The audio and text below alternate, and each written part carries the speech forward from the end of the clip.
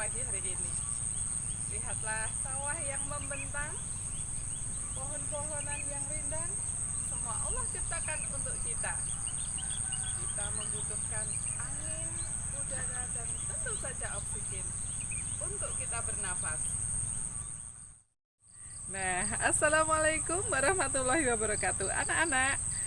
Semoga kalian tetap dalam keadaan sehat dan semangat belajar. Jumpa lagi dengan Bu Syarifah. Pada kesempatan ini Bu Syarifah akan mengajak anak-anak belajar tentang sistem pernafasan pada manusia dan hewan. Nah, anak-anak, tahukah anak-anak ini gambar apa? Ini adalah salah satu organ pada manusia yang terletak di rongga dada manusia. Nah, ini adalah gambar paru-paru. Nah, anak-anak, kita akan belajar tentang organ pernapasan pada hewan dan manusia. Nah, organ pernapasan pada manusia khususnya tadi gambarnya sudah anak-anak lihat, yaitu paru-paru, dan kita akan pelajari lebih lanjut mengenai organ pernapasan baik pada hewan maupun manusia. Tujuan pembelajarannya adalah satu, agar anak-anak memahami organ pernapasan pada hewan dan fungsinya. Yang kedua, memahami organ pernapasan manusia dan fungsinya. Serta yang ketiga adalah memahami penyakit pernafasan pada manusia dan pencegahannya. Anak-anak, yang pertama kita akan belajar tentang organ pernapasan pada hewan. Hewan bermacam-macam sekali, seperti anak-anak tahu, ada beraneka macam hewan dan beraneka macam pula organ pernapasannya. Ada hewan yang bernapas dengan paru-paru. Ada juga hewan yang bernapas dengan paru-paru sekaligus dibantu dengan pundi-pundi udara. Ada juga yang menggunakan paru-paru dan kulit. Ada juga beberapa jenis hewan yang bernapas menggunakan trakea, insang, maupun permukaan kulit. Kita akan lihat satu persatu.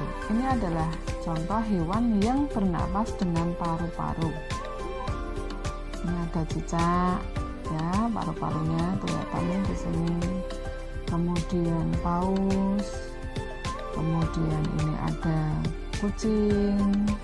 Hampir sebagian besar hewan mamalia bernafas menggunakan paru-paru. Dan beberapa jenis reptil juga menggunakan paru-paru. Yang kedua adalah hewan yang bernapas dengan paru-paru dibantu dengan pundi-pundi udara.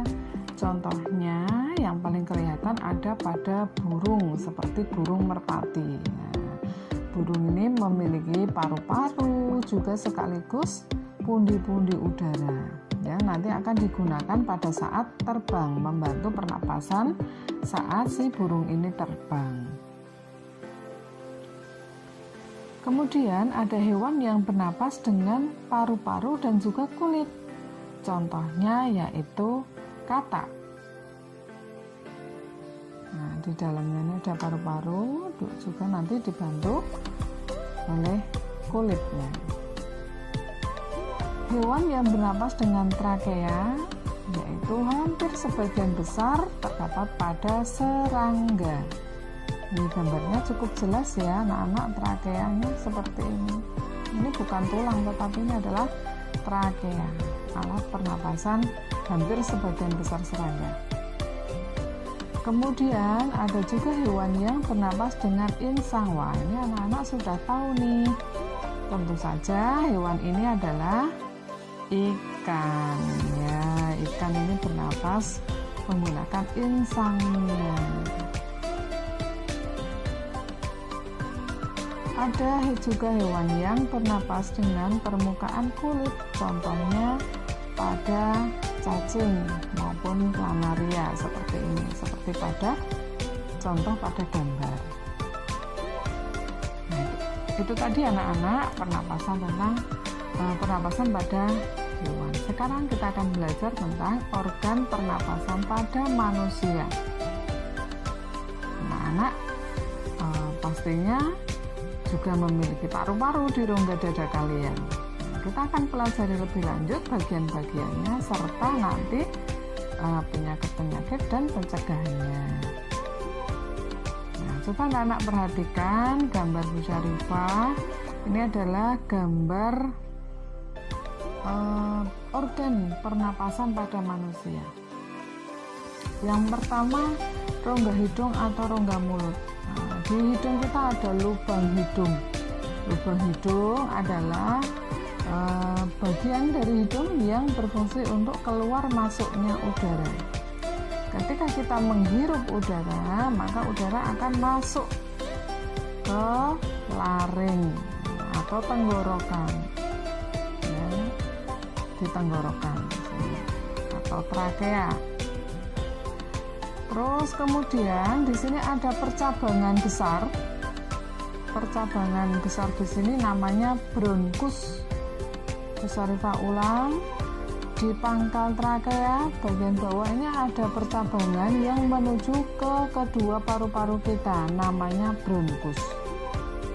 Setelah udara masuk lebih dalam lagi, di dalam paru-paru masih juga terdapat percabangan-percabangan, namanya bronkeolus. Kemudian sampailah udara atau oksigen sampai ke bagian alveolus. Alveolus ini adalah bagian dari paru-paru yang berfungsi untuk mengubah atau menukar oksigen dengan karbon dioksida. Ini ya bagian-bagian dari pernapasan manusia. Anak-anak, ada beberapa penyakit pernapasan pada manusia. Contohnya flu atau biasa kita kenal dengan influenza. Flu itu disebabkan oleh virus influenza. Ada juga TBC. Kalau TBC itu disebabkan oleh bakteri, yaitu nama bakterinya bakteri Mycobacterium tuberculosis. Ada juga penyakit asma. Asma disebabkan karena penyempitan saluran pernapasan, biasanya karena alergi. Kalau alerginya kambuh, misalnya karena udara dingin atau misalnya banyak terkena debu, maka salurannya akan mengalami penyempitan sehingga akan terjadi sesak nafas. Ada juga kanker paru-paru. Kanker paru-paru ini merupakan kerusakan organ paru-paru karena adanya sel-sel yang tumbuh dan dapat merusak organ. Ada juga flu burung. Flu burung disebabkan oleh virus H5N1. Dan yang paling terakhir yang menjadikan pandemi di seluruh dunia ini adalah COVID-19 atau COVID-19 yang disebabkan oleh coronavirus. Nah, anak-anak, agar kita tidak terkena penyakit pernapasan, maka kita perlu menjaga kesehatan organ pernapasan kita. Karena organ pernapasan ini kan sangat pokok sekali ya, tempat kita untuk menghirup oksigen dan mengeluarkan karbon dioksida. Oksigen sangat dimanfaatkan oleh tubuh, ya, sehingga jika terjadi gangguan, maka kita akan terasa tidak nyaman. Maka kita harus menjaga kesehatan organ pernapasan kita. Di antaranya dengan makan makanan yang bergizi, ya, dengan gizi seimbang, perbanyak sayur dan buahnya, kemudian berolahraga secara teratur, ya, agar gerak paru-paru kita lebih baik lagi dan dapat menghirup oksigen dengan lebih maksimal lagi. Kemudian yang ketiga, menghindari penyebab sakit, misalnya polusi dapat menyebabkan penyakit pernapasan, maka kita harus menghindarinya dengan cara misalnya menjauhi asap rokok atau menggunakan masker saat kita bepergian dan sebagainya. Dan yang keempat ini adalah melaksanakan 5M seperti program yang digalakkan oleh pemerintah saat terjadi pandemi COVID-19 tadi.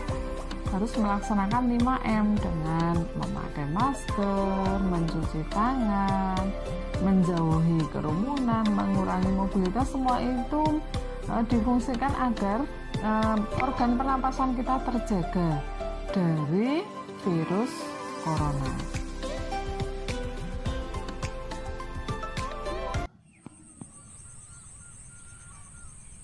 Anak-anak, kita sudah belajar tentang sistem pernafasan pada manusia dan hewan. Semoga setelah kita belajar bersama ini, kita akan menambah rasa syukur kita kepada Allah karena Allah sudah menciptakan oksigen untuk kita. Anak-anak, tetap semangat belajar ya. Assalamualaikum warahmatullahi wabarakatuh.